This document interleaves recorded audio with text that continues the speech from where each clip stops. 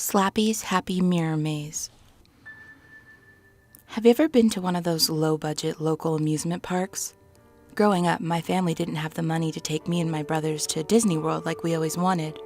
Instead, we had to make do with a run-down rust factory called SLAPPY'S Happy Place.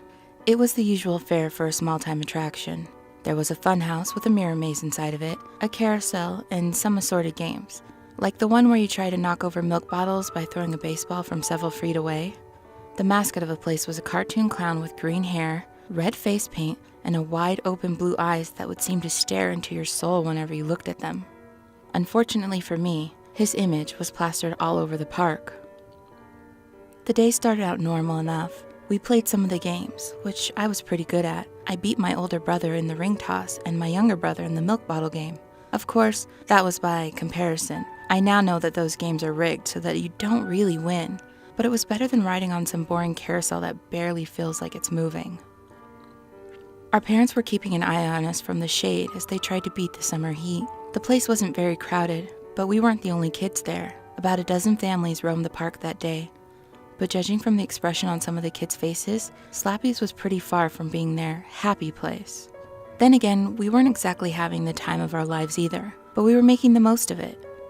Danny, my older brother, suggested we go into the fun house. I wasn't against the idea, but my little brother Billy was scared of the dark.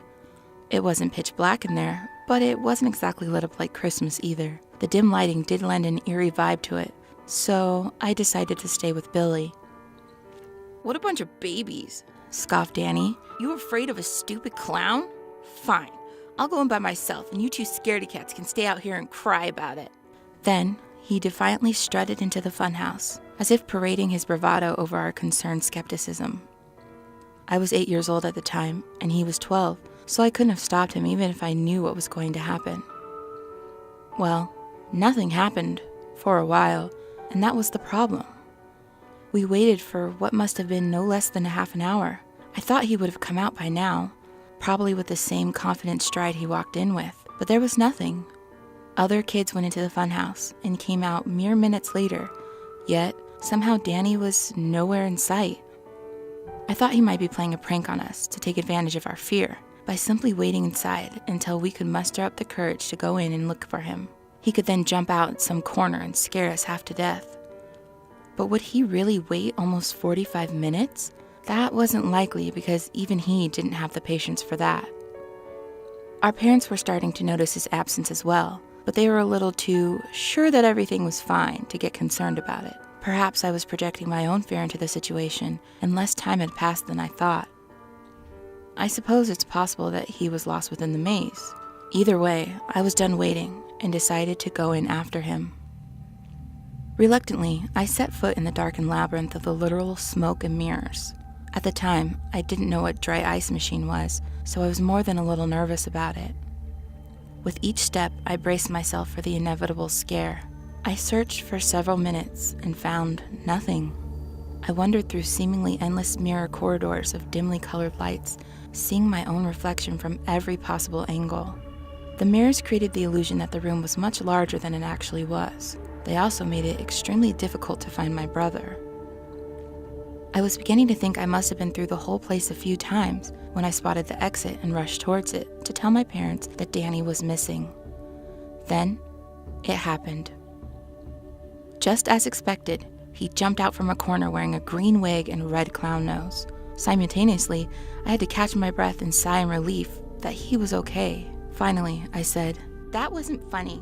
He took off the accessories and said, "Maybe not, but I got you good." He was right, but it was getting late and we had to go home. Later that night, Danny teased me with the wig and clown nose again. I asked him where he got them and he said, "I took them straight off from Slappy himself." I didn't know what he meant. Apparently, somewhere deep inside the maze, there's a statue of Slappy, complete with a costume wig and red rubber nose. I guess it's the goal of the maze, like cheese for a rat. Danny gloated about it some more until it was bedtime. I tossed and turned a lot, still thinking about that strange little park and the creepy clown associated with it. When I did sleep, I had a nightmare about being trapped in the mirror maze and hearing endless laughter. A figure appeared in one of the mirrors behind my reflection. I turned around and saw Slappy standing there with an evil grin on his face, and I was shocked back to consciousness. The next morning, the sun was shining through my window, and Billy was already up. I walked past Danny's room, and the door was open, as was his window. He actually sleeps in during the summer and keeps his door closed as to not be disturbed. I went in to look and the room was empty. I didn't even notice anything until I saw the mirror. Scrawled on it, in what was later determined to be red face paint, were the words, "I'm with Slappy. Now I'm happy." Neither my parents nor the police knew what to make of it. They searched Slappy's to see if he went back there, but they found nothing. Eventually, they came to the conclusion that he was a runaway. My parents never gave up the hope of finding him. That was until last month, when the body surfaced. They found him floating in the river, wearing that same damn wig and nose. The cause of death was an overdose of nitrous oxide, aka laughing gas. Some asshole cop said, At least he died happy. He immediately apologized, but I refused to accept it. 10 years after my brother went missing, he turns up dead? Then a few days later, Billy disappeared too. That's why I'm here, doctor. Both of my brothers went missing because of that fucking clown, and my parents think I had something to do with it. But I know the truth. It was him, and he's coming for me next. After all, I've got his nose.